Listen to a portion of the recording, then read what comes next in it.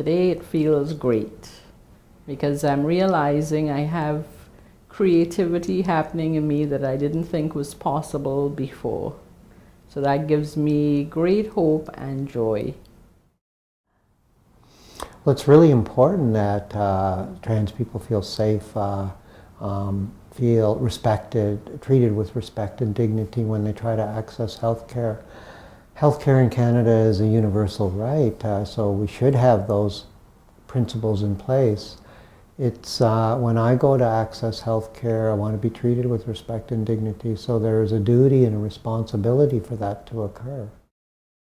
And what happens, I can remember times when, before I found a really positive healthcare provider that understood, that was culturally sensitive to my needs, I avoided asking for help, accessing services, more or less to avoid things going wrong, to be treated badly.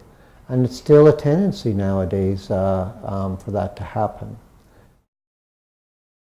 Trans people will access services, and when they're treated with respect and dignity, when people receive have negative experience, the human condition is to not repeat those behaviors. And so if we have negative experiences encountering access to healthcare, access to social services, or any of the social determinants of health, we will find ways to make do without them. Trans people will choose not to access healthcare for a variety of reasons, but being treated with disrespectfully and not as their lived identity is one reason. To be mispronounced or to use a legal identity on a health card, or to have data collection that's not representative of who who you're living as. People will just turn around and walk out and not access the health care that we're entitled to receive.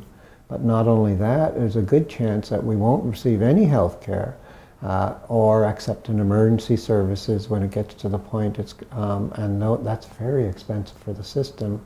But also may access services that are not regulated, that are not that are outside of the system and could have very severe and negative consequences, short-term and long-term. And so, for example, what can happen is if someone feels like they need access to surgical procedures, hormones, they may get them on the underground economy through unregulated systems, and that there's been instances where that can cause significant injury and even death. And so I don't want to make it sound so negative, but you have to be really careful with that. And so that's why it's so important for healthcare services to be provided in a trans-friendly and trans-inclusive way. And so that's why some of the messages you're going to hear today are really important to incorporate into your everyday practice, so that people like myself can feel included when we try to access your services rather than feel excluded. And that's just not a good thing for anyone. Oh yeah, last spring I had a big infection in my eye, and I was told I should go to the emergency department at this hospital. And when I showed up, I was greeted by a very friendly, outgoing, handsome young black man. And he totally put me at ease because my eye was throbbing.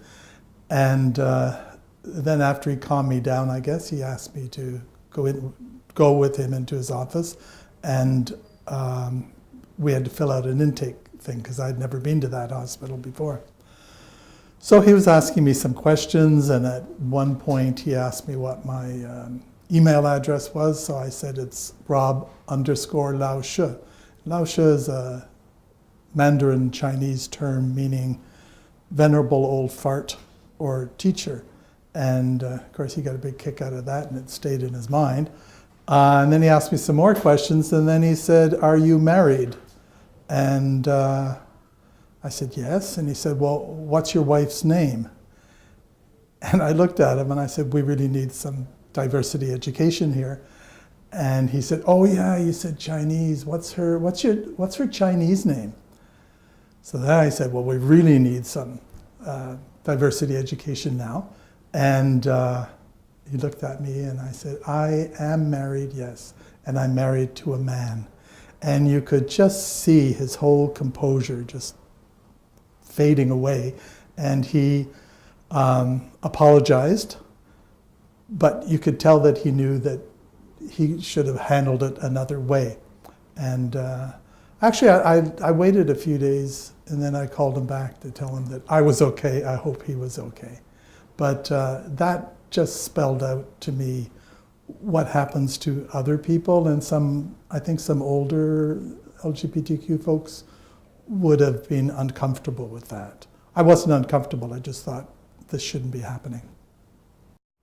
I was lucky to get a really good PSW, and we were a good match in terms of compatibility. And the main thing that worked for me was that she had very clear boundaries, so that made me feel very comfortable and safe. Well, the one thing that they don't tell you when you're receiving home care is that you have to get naked in front of a total stranger. And that is very unnerving, to say the least. Well, I was lucky to get a really wonderful PSW, and we bonded, and to this day we are still friends. I had to come out to her, but I took my time doing it because I wanted to feel comfortable and safe.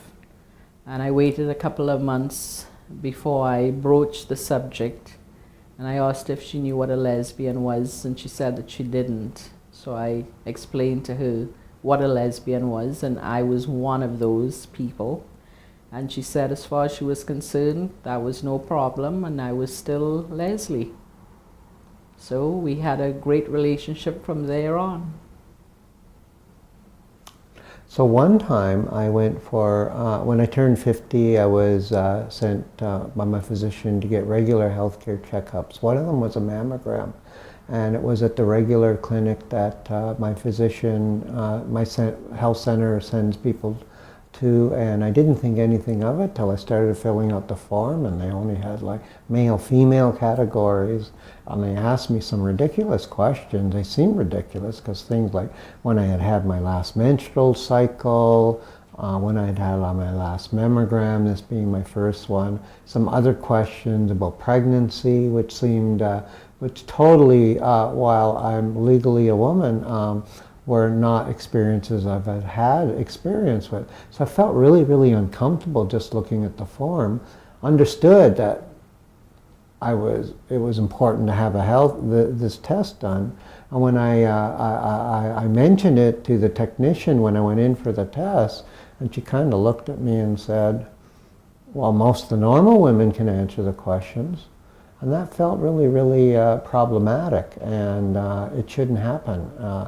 I felt like walking out, getting up and walking out, but I went on and had the test done. Luckily, it went well, and I reported the incident to my physician the next time I saw him, and I've been having my mammograms done at a different center since then.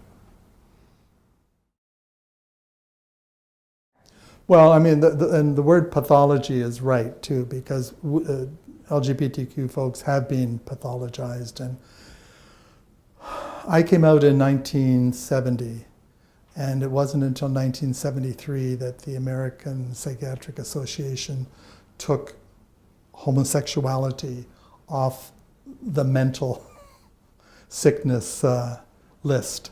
And I had come to a decision myself well before that I wasn't mentally ill, I wasn't evil, and so on.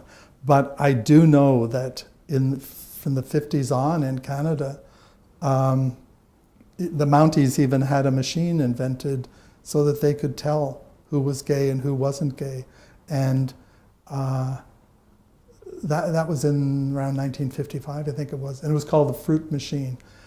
People in the medical services, they reported to the RCMP if they thought that somebody was gay or wasn't gay, especially if that person was going to be in the army or work in the foreign service or defense system and so on. So that kind of thing was going on. I was never chemically castrated, as you probably know from the movie Imitation Game. But I do know of some people who had electric shock treatment, and this is by people that they trusted then, but now they don't. And I think that's a history that when they say we treat everybody the same, well, that certainly wasn't the case in the past, and I'm not so sure it's the case even now. But that's why people still of my age or older than I am don't trust doctors, and they don't come out to their doctors. I came out to my doctors in Newfoundland. I came out to 6 doctors that were dealing with me at one time, and 3 of the 6 immediately, because I was gay, figured, oh, he's got HIV/AIDS. So that's the mode of thinking. Washrooms in general, the bane of my existence. Seems it happens on a regular basis, especially when I get my hair cut short, which I do on a regular basis. But now it happens whenever I go into a washroom, I get stopped by the female police telling me that I'm in the wrong washroom because I don't appear to be a typical female. And it happened today, just coming here again. There was one time, there's an example of when I almost didn't access services. Quite a few years ago, I was biking, fell off a bike and hurt my wrist, and it was very painful. I refused to go to the local hospital out by the cottage because I actually didn't think they would I had a feeling they wouldn't understand how to treat me with respect and dignity. And I came to my doctor in Toronto, sent me for tests at the hospital, and it was there were long lineups, and I was misgendered a number of times. Went back to my physician. He said, "No, that's the only place can you send me somewhere else?" He said, "It's the only place you have to go for tests. We need your X-rays to find out what's going on with your wrist." And so this time I went up and I showed the receptionist my health card, and before she could even say anything, I said, "My name is Susan, and it's important for me for you to refer to me in the way I'm presenting." And she looks at me, and she looks at the card, and she looks at me, and looks at the card, and says, "I understand." And that was just like music, and that was that just made me feel so welcome, and such a different experience than when I went for tests and that didn't happen. So I still remember it to this day like it happened yesterday because it was such a positive experience. I think there's also a great resilience in the community, and you have families of choice, that sort of thing, where people really came together, worked together, and substituted for what their families couldn't give them, and what the medical service couldn't give them.